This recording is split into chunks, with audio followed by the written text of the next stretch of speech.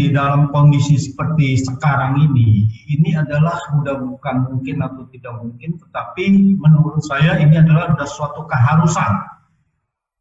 Karena kalau kita lihat sekarang kita sudah menjadi ranking nomor 1 di dunia dan belum ada tanda-tanda ini akan turun dalam waktu cepat. Kenapa bahwa ini suatu keharusan? Karena kalau kita lihat fasilitas kesehatan ini sudah tidak bisa menampung dengan kasus-kasus baru seperti sekarang ini ya, dengan jumlahnya seperti sekarang ini. Jadi ini kalau ini makin ditambah, justru jumlah kematiannya ini akan semakin besar karena kalau kita lihat sekarang ini banyak sekali yang terinfeksi virus tetapi tidak bisa mendapat pertolongan ke rumah sakit, lalu kemudian mereka diharuskan isolasi mandiri, dan di sini banyak sekali yang isolasi mandiri ini yang meninggal. Persentasinya udah semakin besar sekali. Jadi di sini yang bukan lagi suatu dan ini adalah suatu keharusan. Nah, kenapa pemerintah tidak melakukan itu? Saya melihatnya adalah ada 2 hal. Mungkin alasan adalah ekonomi bahwa tidak bisa membiayai, tapi juga menurut saya kecenderungan yang lebih besar adalah ini untuk untuk meningkatkan ekonomi supaya ekonomi itu tidak jatuh gitu. Mereka khawatirkan bahwa kalau ini di karantina wilayah, kalau lockdown maka ekonomi ini akan jatuh, akan minus besar. Karena Indonesia saat ini adalah membuat suatu reputasi seolah-olah pemerintah bisa ada reputasi dengan membandingkan ke tempat lain.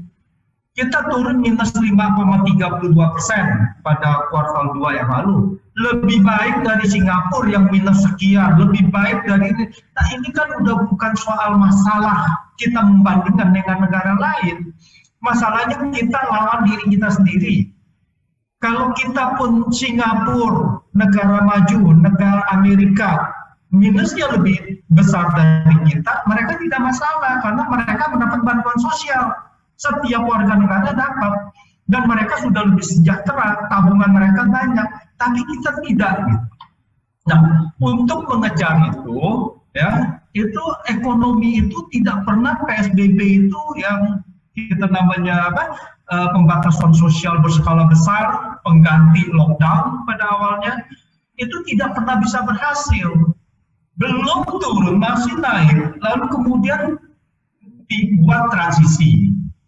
Nah, kalau kita perhatikan beberapa periode tadi, itu adalah periode transisi itu adalah untuk dibuka ada tujuan-tujuan tertentu. Sewaktu Juni dibuka, ya, lockdown atau PSBB sampai dengan 10 April sampai dengan 4 Juni, lalu di stop, padahal kasus hariannya belum turun, tapi di stop. Kemudian kita lihat setelah di stop sampai dengan 10 September itu naik terus, naik tinggi.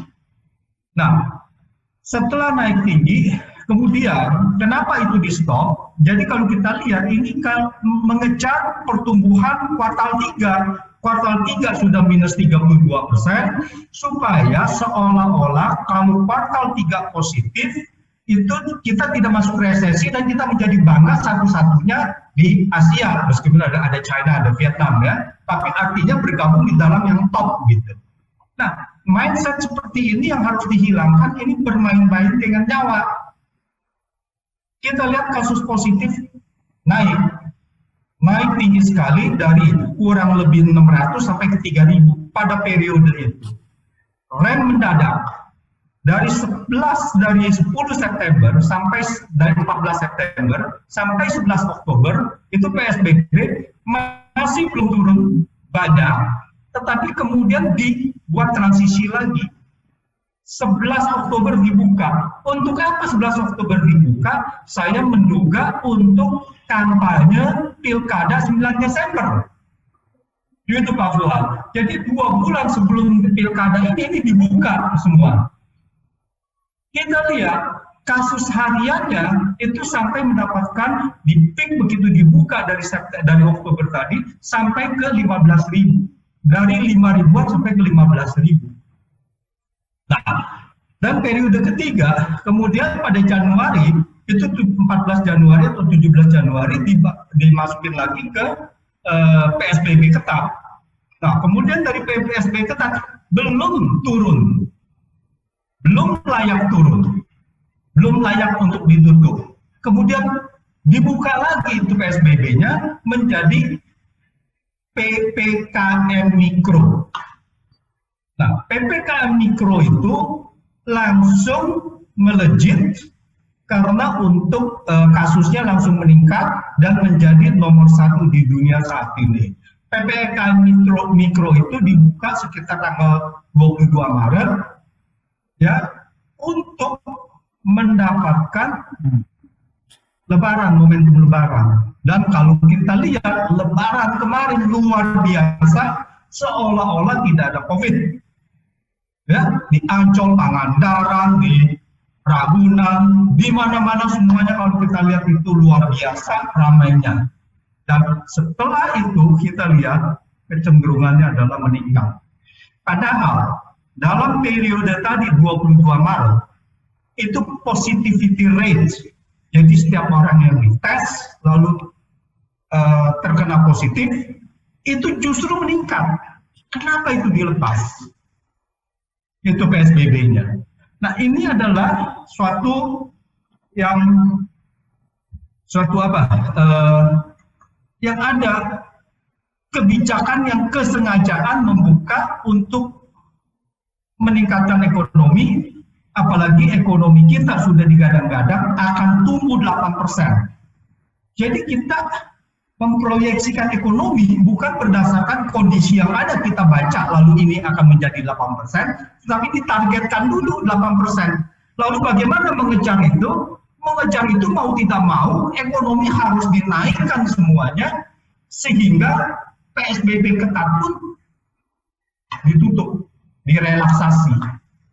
Nah, inilah hasilnya kita. Jadi saat ini adalah belajarlah dari 3 periode tadi.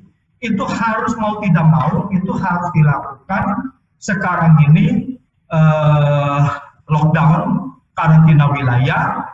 Kalau tidak begitu akan terjadi pembangkangan. Kalau kita lihat sudah seminggu terakhir ini, di mana-mana terjadi kerumunan, petugas datang ke tempat untuk keramaian, untuk orang berdagang, di pasar dan sebagainya, itu mengundang kerumunan semua, pedagangnya tidak mau. Ya bagaimana pedagang mau tutup kalau dia tidak bisa mendapatkan nafkah sehari-hari?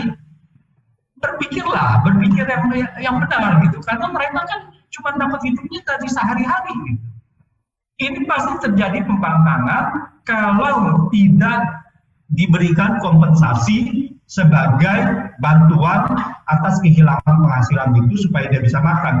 Jumlahnya relatif menurut saya, dan saya rasa masyarakat juga bisa menerima kalau ada kondisi-kondisi di dalam karantina wilayah itu ada modifikasi sedikit.